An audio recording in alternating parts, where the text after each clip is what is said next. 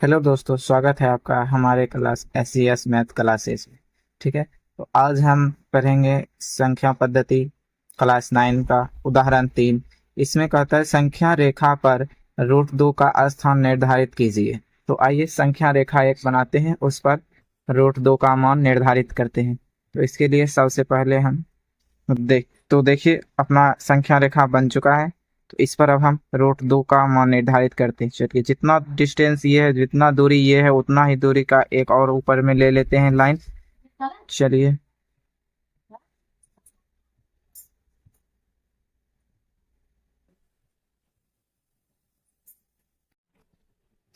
तो चलिए हमने एक जितना डिस्टेंस ये है उतना डिस्टेंस की एक और रेखा खींच ली है। अब इसको इससे मिला देते हैं।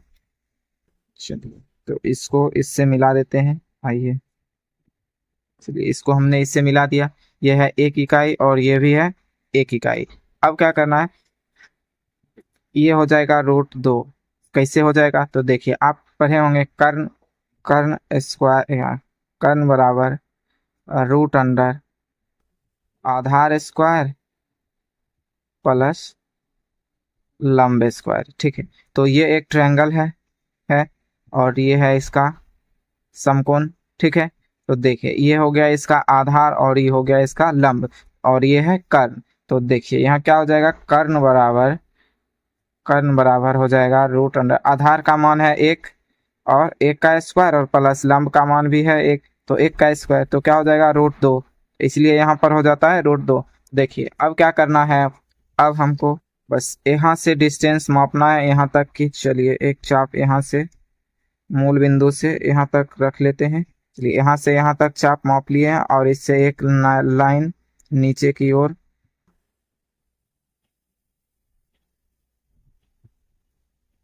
तो ये जो लाइन है यही होगा √2 का वैल्यू। संख्या रेखा पर √2 का वैल्यू यही लाइन होगा। तो यहाँ आप लिख सकते हैं √2। ठीक है।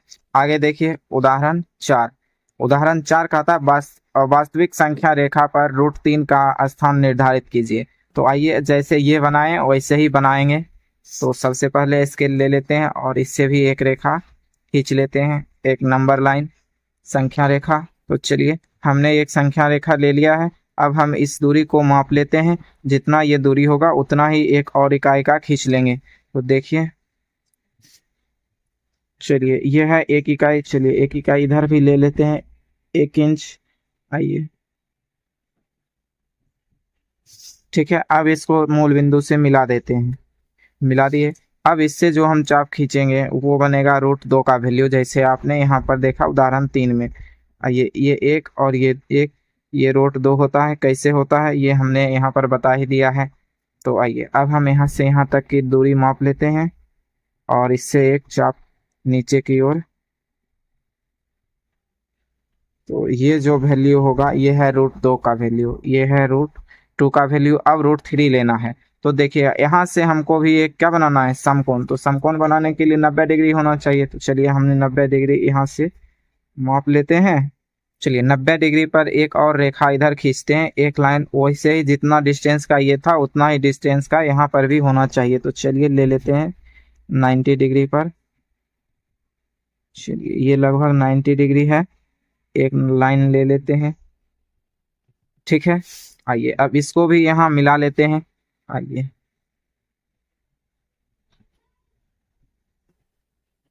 मिला दिए। तो ये हो जाएगा √3। कैसे होगा, तो वही फिर से वैसे ही कर लेते हैं। कर्ण बराबर क्या होता है, रूट अंडर आधार स्क्वायर प्लस लंब का स्क्वायर।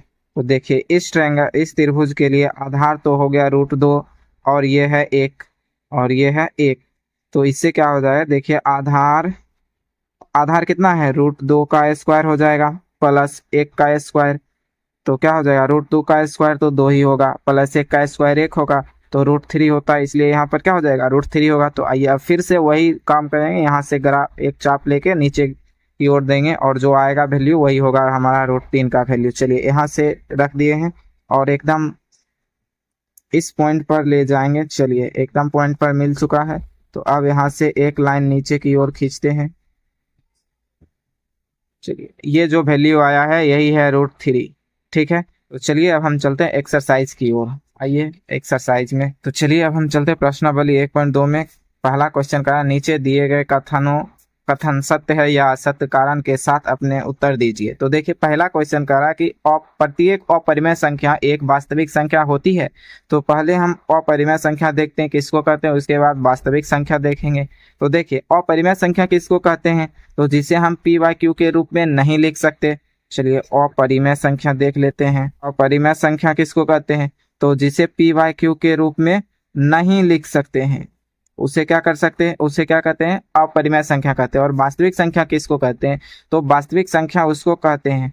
देखिए वास्तविक संख्या जो है, वास्तविक संख्या परिमेय संख्या और अपरिमेय संख्या, परिमेय और अपरिमेय संख्या से मिलकर वास्तविक संख्या बनता है। तो तब वास्तविक संख्या ही परिमेय और अपरिमेय से मिलकर बनते हैं। तो क्या प्रत्येक वास्तविक संख्या प्रत्येक अपरिमेय संख्या एक वास्तविक संख्या नहीं होगी, होगी। इसलिए हम कह सकते हैं कि हाँ मतलब सत्य है। चलिए सत्य, क्योंकि क्या कर सकते हैं, क्योंकि क्योंकि क्योंकि वास्तविक संख्या अपरिमेय संख्या और परिमेय संख्या से बना होता है। ठीक है, तो वास्तविक संख्या जो है अपरिमेय संख्या और परिमेय संख्या दोनों से बने होते हैं, इसीलिए क्या होगा, ये सत्य होगा। आइए दूसरा देख सकता है, संख्या रेखा का प्रत्येक बिंदु √m के रूप का होता है, जहां m एक क्या है, m एक प्राकृत संख्या है। तो देखिए रूट में जैसे क्या कहता है, रूट में तो ऋणात्मक संख्या भी होगी। ठीक है, √√-3 भी हो सकता है, √5 भी हो सकता है। ये सभी क्या है, संख्या है, और ये है बिंदु m के रूप में। तो क्या ये एक प्राकृत संख्या है, नहीं। ऋणात्मक वाला जितना भी होता है वो सभी प्राकृत संख्या नहीं होती है, क्योंकि धनात्मक संख्या ही प्राकृत संख्या का डेफिनेशन कल हम देखे थे कि 1 से लेके अनंत तक की संख्या या गिनती की संख्या को प्राकृत संख्या कहते हैं, जिसमें सिर्फ पॉजिटिव संख्या धनात्मक संख्या आता है, ऋणात्मक नहीं। इसीलिए क्या कर सकते हैं कि प्रत्येक संख्या मतलब संख्या रेखा का प्रत्येक बिंदु √m के रूप का होता है, पर m जो है वो एक प्राकृत संख्या नहीं हो सकती। तो हम क्या लिखेंगे, असत्य। असत्य, ये क्यों असत्य है, क्योंकि ऋणात्मक ऋणात्मक संख्या प्राकृत संख्या नहीं होता है। चलिए अगला क्वेश्चन में देखते हैं। अगला क्वेश्चन कहता है प्रत्येक वास्तविक संख्या एक अपरिमेय संख्या होती है। तो देखिए क्या प्रत्येक वास्तविक संख्या एक अपरिमेय संख्या होगी, नहीं। क्यों, क्योंकि वास्तविक संख्या जो है वो अपरिमेय और परिमेय से मिलकर बना होता है। जैसे हमने यहाँ पर देखा कि वास्तविक संख्या जो है वो एक परिमेय और अपरिमेय, परिमेय संख्या और अपरिमेय संख्या दोनों से मिलकर वास्तविक संख्या बनता है। तो वास्तविक संख्या में तो परिमेय संख्या भी आएगा, तो परिमेय संख्या तो अपरिमेय संख्या नहीं होगा, इसीलिए इसको कहें असत्य है। यह कथन क्या है, असत्य है। क्यों, क्योंकि दो एक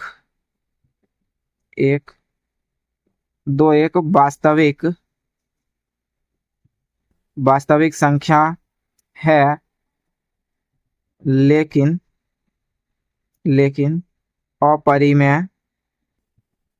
अपरिमेय संख्या नहीं है। क्योंकि यह कथन असत्य है, क्योंकि 2 जो है वो एक परिमेय संख्या है, ये एक परिमेय संख्या है और वास्तविक संख्या भी है। ये वास्तविक संख्या है लेकिन अपरिमेय संख्या नहीं है।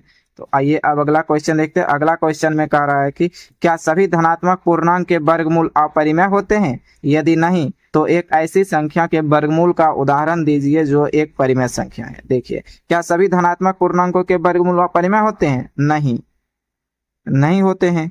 क्यों, क्योंकि देखिए यहाँ पर तो √4 ठीक है, √4 का मान क्या होगा, 2 होगा। 2 तो क्या है, एक परिमेय संख्या है, 2 एक परिमेय संख्या है, इसीलिए हम कह सकते हैं कि नहीं, सभी धनात्मक पूर्णांकों का वर्गमूल अपरिमेय संख्या नहीं होता। तो यहाँ लिख देंगे नहीं,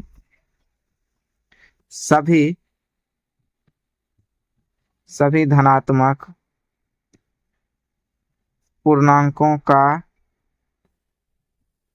वर्गमूल अपरिमेय संख्या नहीं होता है। तो कह रहा है कि एक उदाहरण भी दीजिए, तो चलिए एक उदाहरण ले लेते हैं। √4 का वैल्यू होता है 2, और भी आप ऐसे उदाहरण ले सकते हैं। 9, √9 का वैल्यू होता है 3। चलिए अब हम अगला क्वेश्चन देखते हैं। तो आइए अब हम देखते हैं क्वेश्चन 3 क्या कहता है, दिखाइए कि संख्या रेखा पर √5 को किस प्रकार निरूपित किया जा सकता है। तो ये भी क्वेश्चन वैसे ही है जैसे उदाहरण 3 और 4 देखे थे। तो आइए √5 को बनाते हैं संख्या रेखा पर।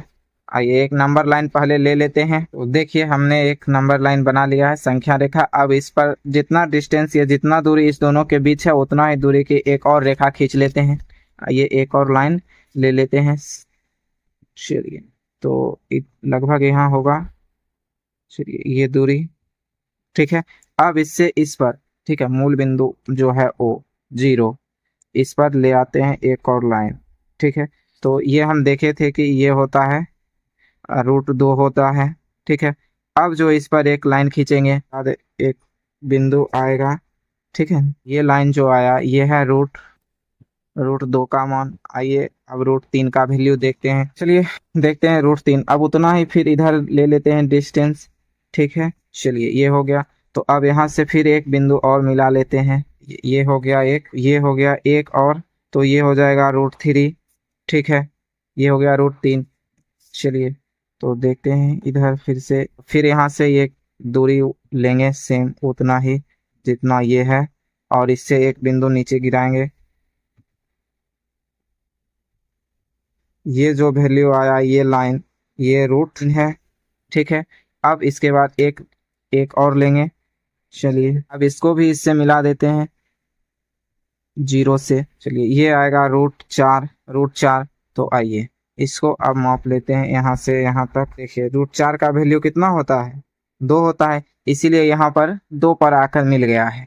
आइए अब एक और बनाते हैं तब वो 5 का बन जाए, √5 का। तो देखिए एक और, ये उतना ही डिस्टेंस, बस बीच देखिएगा क्या, ये जो बीच का डिस्टेंस है ये हमेशा समान होना चाहिए, ठीक है। और यहाँ पर हमेशा 90 डिग्री का कोण बनना चाहिए।